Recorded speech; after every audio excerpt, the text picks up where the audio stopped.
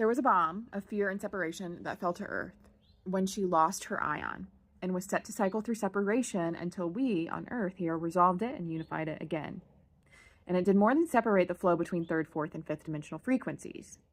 I'm Leanna, an intuitive guide stewarding the return of the Sistra, which is a movement to remember the intelligence of the divine body, yours and Earth's, and it has its own world, which I've been sharing the foundations of alchemy, myth, and cosmology, including the stories around the missing ion, which at its highest expression is the One Mother, aka the Lost Mother. And last time we talked about the mistake that happened, an unforeseen effect when Earth's ion went missing to contain and allow time and space for this toxic imbalance of energy that separated unity consciousness across the cosmos to be resolved through our own experiences. This mistake is what some stories call the demiurge, which was an energetic bomb of distortion, fear, and separation. This isn't the run-of-the-mill fear bomb, it's a viral load.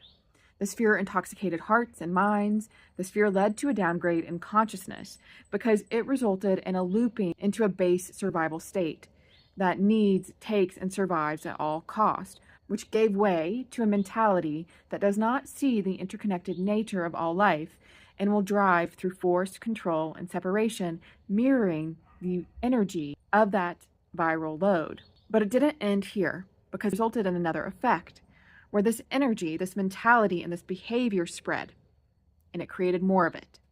And the ion that Earth lost keeps all of this energy contained and looping back to be seen, healed, and resolved. So when that doesn't happen because of that very same fear and mentality, it gets stuck, festers, and eventually seeks an energy to try to rebalance itself, which it will try to feed on through control, fear, and separation.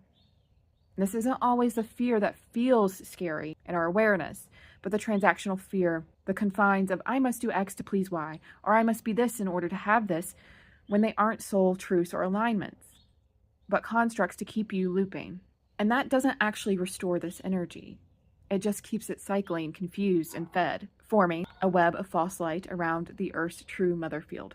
Because while Earth's field may have been in a state of containment, more like a cordon sanitaire, this false mother kept you in a state of confinement and false loops and mirrors of distortion and fragmentation. Everything is real, not everything is true.